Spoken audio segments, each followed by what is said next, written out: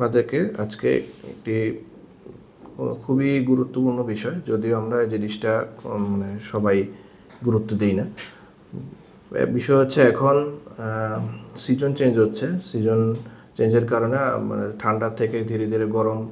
আবহাওয়া তৈরি হচ্ছে, এবং এই আবহাওয়াতে দেখা যাচ্ছে যে ধুলোবালি জনিত রোগ, যেমন ধুলোবালির থেকে অ্যালার্জি, শ্বাসকষ্ট এবং সর্দি কাশি এগুলো খুব বেড়ে যাচ্ছে। বিশেষ করে ছোট ছোট শিশুরা, স্কুল গোয়িং বাচ্চারা যারা, তারা এতে বেশি এফেক্টেড হচ্ছে, এবং যাদের আগে থেকে অ্যাজমা আছে বা তারা বেশি এফেক্টেড হচ্ছে। তার থেকেও বেশি সমস্যা হচ্ছে যেটা আমরা গুরুত্ব সহকারে দেখি না, যেটা হচ্ছে আমরা প্রচণ্ড গরম, ধীরে ধীরে গরম বাড়ছে, গরম থেকে আমরা বাইরের থেকে এসি আমরা প্রচণ্ড গরমের মধ্যে ফ্রিজের থেকে ঠান্ডা পানি বের করে সরাসরি খেয়ে ফেলছি, অথবা বাইরে আমরা আইসক্রিম খেয়ে নিচ্ছি, কোল্ড ড্রিঙ্কস খেয়ে নিচ্ছি। এতে হয়তো মানে প্রাথমিকভাবে কোনো সমস্যা হয় না, কিন্তু পরবর্তীতে দেখা যায় কি হঠাৎ করে ঠান্ডা এবং গরমের যে তারতম্যের কারণে আমাদের শরীর জিনিসটা সহজে মানে সাথে সাথে জিনিসটা সহ্য করতে পারে না। দেখা যায় যে এতে আমাদের শরীরের তাৎক্ষণিক প্রতিক্রিয়া হিসেবে দেখা যায় যে ধীরে ধীরে আমাদের যে জায়গায় মানে হঠাৎ করে বাইরে আমাদের শরীর গরম থাকে, এই গরমের কারণে আমরা বাইরে থেকে আসার পর শরীরের তাপমাত্রা বেশি থাকে। শরীরে যখন একটি হঠাৎ করে সে গরম কিছুর উপরে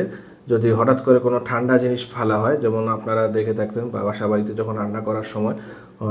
উত্তপ্ত গরম কড়াইয়ের মধ্যে যদি আমরা একটু পানি ছেড়ে দিই, তখন পানিটি হঠাৎ করে অনেক উত্তাপের সহিত ছড়িয়ে ছিটিয়ে যায়। সেরকমভাবে আমাদের শরীরে হঠাৎ মানে শরীর যখন গরম থাকে, হঠাৎ করে যদি কোনো অতিরিক্ত ঠান্ডা জিনিস আমরা খেয়ে ফেলি বা ঢালা হয়, তখন দেখা যায় কি শরীরে যে জায়গায় আমাদের মানে গলা, বিশেষ করে গলা এবং আমাদের মুখ এবং গলা এবং টনসিল এবং ওই সমস্ত জায়গাতে দেখা যায় কি রক্ত চলাচল হঠাৎ করে কমে যায়, এবং ওখানে রক্ত চলাচল কমে যাওয়ার কারণে ধীরে ধীরে ওখানে জীবাণু বাসা বাঁধে এবং পরবর্তীতে ওখানে ইনফেকশন হয়। এবং এই কারণে হঠাৎ করে এই ঠান্ডার গরমে তারতম্যের কারণে তখন দেখা যায় যে এই টনসিলের সমস্যা, ফেরিনজাইটিস, এই সমস্ত রোগ নিয়ে সবাই আসছে। তাই আমার পরামর্শ থাকবে সে সবাই যেন বাইরের থেকে এসে হঠাৎ করে এই ঠান্ডা গরম হঠাৎ করে না খেয়ে একটু কিছু সময় নিয়ে বসে একটু ঠান্ডা মানে নর্মাল একটু স্বাভাবিকের থেকে একটু হালকা ঠান্ডা বা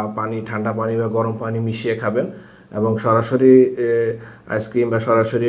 কোল্ড ড্রিঙ্কস এগুলো কিছু খাবেন না, সরাসরি ফ্রিজের থেকে বের করে বরফ খাবেন না, এবং সরাসরি গিয়ে মানে বাইরে থেকে এসেই গোসল করবেন না। আর যাদের ঠান্ডার সমস্যা হচ্ছে তারা মানে যারা ঠান্ডা কিছু খেলেই বা গরম কিছু খেলে যাদের একটু সমস্যা হয়, তাদেরকে একটু সাবধানতা অবলম্বন করে চলবেন। তাহলে আপনারা এই সমস্ত টনসিলাইটিস সিজনের কারণে যে টনসিলাইটিস, ফেরিনজাইটিস জাতীয় রোগ, পরবর্তীতে এটা